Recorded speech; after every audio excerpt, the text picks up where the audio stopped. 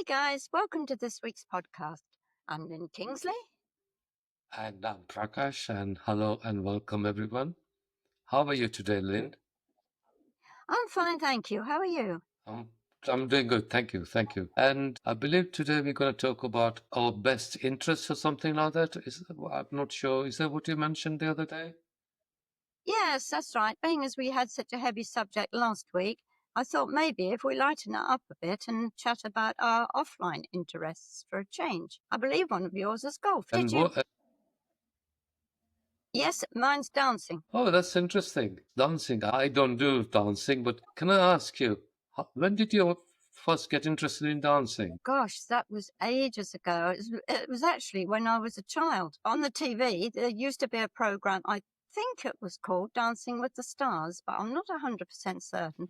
But it was ballroom and Latin, and I really sort of liked that. And my parents allowed me to stay up and watch it. But there were no places to learn how to dance in those days at all.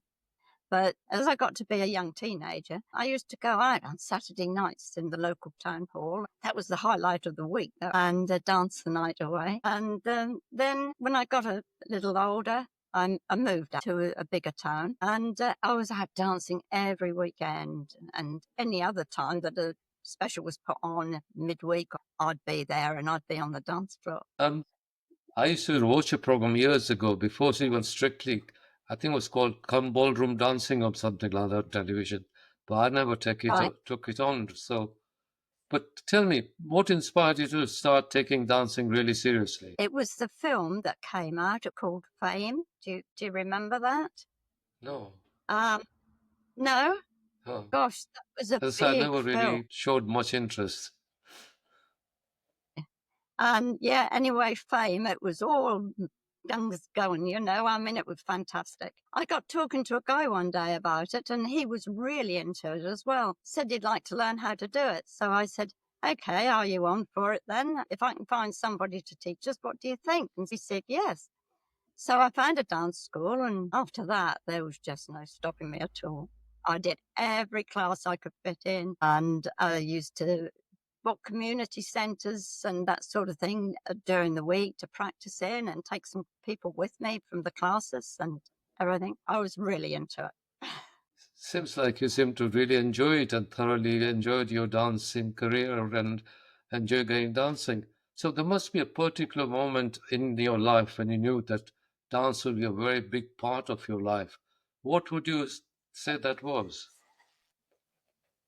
The very first day I started with the best dance teacher I could ever have wished for. You know, when you get that feeling that you're in exactly the right place at exactly the right time with exactly the right people.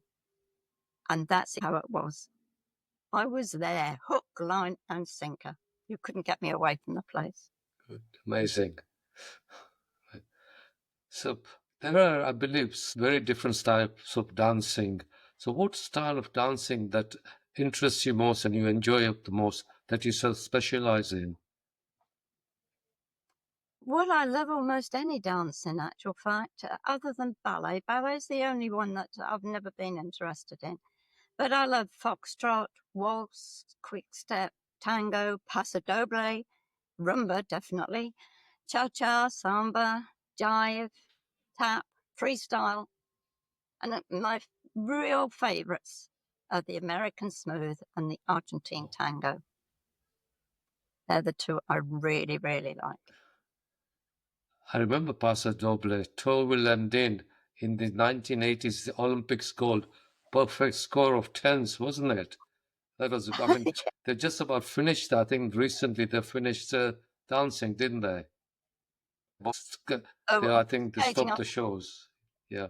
Yes, So, yes, the ice on that skating. note, have you had any mentors or teachers that have made an impact on your journey, really tremendous impact on your dancing journey? Yes, definitely. That teacher, Peggy Carr. She's the most amazing lady ever. Excellent teacher, phenomenal choreographer. And I didn't know it at the time, but she was one of the judges on that Dancing with Stars or whatever it was that I watched as a child. And she was one of the judges. So you could say my dancing interests had gone round in a full circle. But I spent several hours a week in her company. I became one of her teaching assistants, under her instruction, of course, and attended many different classes throughout the week. And I was working towards gaining medals on each individual dance and with a view to eventually becoming a qualified teacher. But unfortunately, I never got the chance to qualify as my life changed and I reluctantly had to put dancing on hold. But I am dancing again now, and hopefully we'll be able to continue for a long, long time yet. Looks like you've had fun with your dancing and you really seem to have enjoyed it. Do you still go dancing if you have a chance? Yeah, well, we don't normally dance every Sunday. We used to dance 4 days a week, but things have changed a little bit, and so we can't do as much as we did.